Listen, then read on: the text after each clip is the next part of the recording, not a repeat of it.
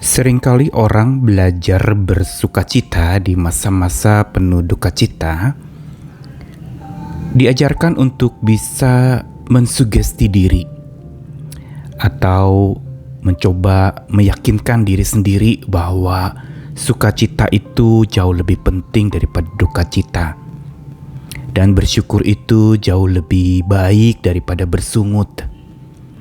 Namun apakah memang itu sebuah jalan keluar dengan mensugesti atau meyakinkan diri bahwa tetap harus bersukacita sekalipun dalam masa yang begitu sulit?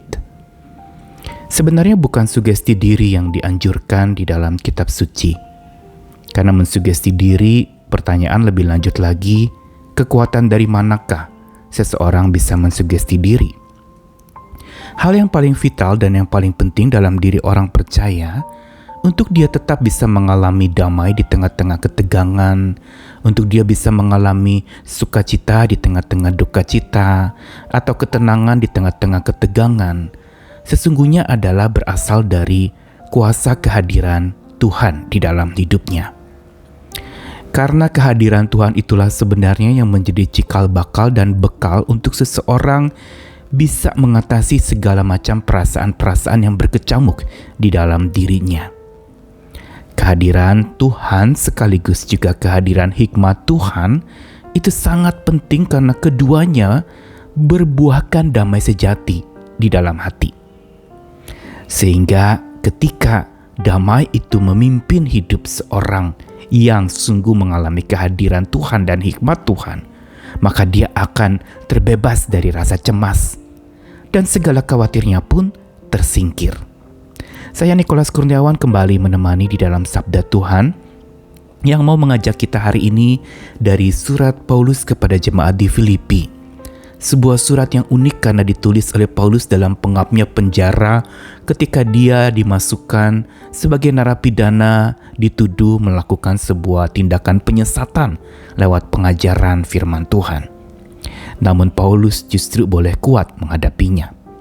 Filipi 4 ayat 6-7, janganlah hendaknya kamu khawatir tentang apapun juga, tetapi nyatakanlah dalam segala hal keinginanmu kepada Allah dalam doa dan permohonan dengan ucapan syukur. Damai sejahtera Allah yang melampaui segala akal akan memelihara hati dan pikiranmu dalam Kristus Yesus. Apa perbedaan antara kekhawatiran dengan kecemasan? Ada sementara orang yang mengatakan bahwa kekhawatiran itu lebih berkaitan dengan pikiran seseorang, berkaitan dengan perspektif dirinya. Ketika dia khawatir, biasanya semua bermuara dan bersumber dari pikirannya yang sedang khawatir. Sedangkan kecemasan ini bukan sekedar pikiran, tetapi berkaitan dengan mental seseorang. Dan kalau pikiran itu lebih mudah untuk disingkirkan, kecemasan ini menyangkut bukan saja pikiran tapi mentalitas, yang berarti akan lebih melemahkan dan menjatuhkan semangat seseorang. Mental bisa menjadi jatuh habis-habisan, tidak lagi kuat dan tidak lagi giat untuk berjuang. Dan kecemasan seringkali memang melumpuhkan seseorang untuk beraktivitas. Dan keduanya ini adalah dua hal yang seringkali dihadapi oleh seseorang di dalam masa-masa tertekan hidupnya. Tidak kecuali juga Rasul Paulus yang melayani Tuhan, dan dia mengalami masa penjara yang memang tidak mudah. Kalau ditanyakan kepadanya, khawatir apakah yang dia alami saat di penjara? Secara manusiawi pasti dia khawatir dengan pekerjaannya. Siapa yang mengurus dia? Seorang pekerja, seorang tent maker, pembuat tenda dan juga penyewa tenda atau kemah. Pada masa itu ibaratnya seperti seorang yang bekerja di bidang properti. Dia mungkin akan memikirkan dan khawatir tentang bagaimana ini usaha saya. Siapa yang akan ngurus? Saya sedang ada di penjara. Khawatir apa lagi? Masih banyak dan berkecamuk bukan saja khawatir dalam diri Paulus. Banyak alasan juga yang membuat dia menjadi cemas. Karena pemenjaraannya bukan 1-2 kali, tapi berulang kali. Dan ini tentu saja bisa melemahkan semangatnya dan mentalitasnya akan mengalami kejatuhan yang luar biasa sehingga dia tidak kuat mental lagi untuk menghadapi hari esok. Tetapi yang luar biasa justru Paulus masih bisa mengatakan di tengah-tengah kecemasan dan kekhawatiran yang dia hadapi secara pribadi, dia masih mengingatkan dan menasihati jemaat di Filipi untuk janganlah hendaknya kamu khawatir tentang apapun juga, tapi nyatakanlah segala hal keinginanmu kepada Allah dengan ucapan syukur. Apa yang Paulus katakan ini sebenarnya berangkat dari kehadiran Tuhan di dalam dirinya.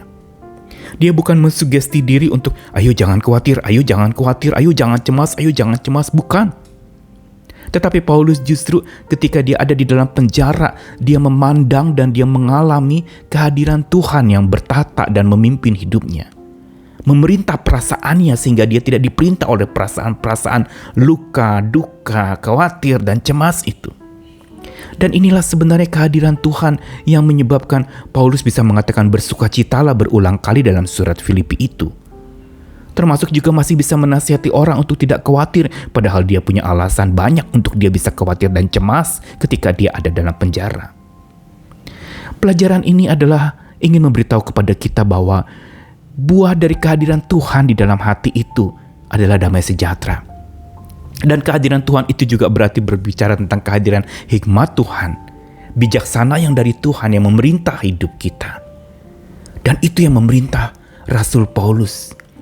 Sehingga di tengah-tengah kecamuk problem, dia di penjara, dia disesah, dia mengalami aniaya, masih ada damai sejati yang ini bukan dari kekuatan manusia, juga bukan karena sugesti diri untuk supaya dia mendamai-damaikan hati padahal hati sedang ramai gaduh dengan berbagai macam problem hidup.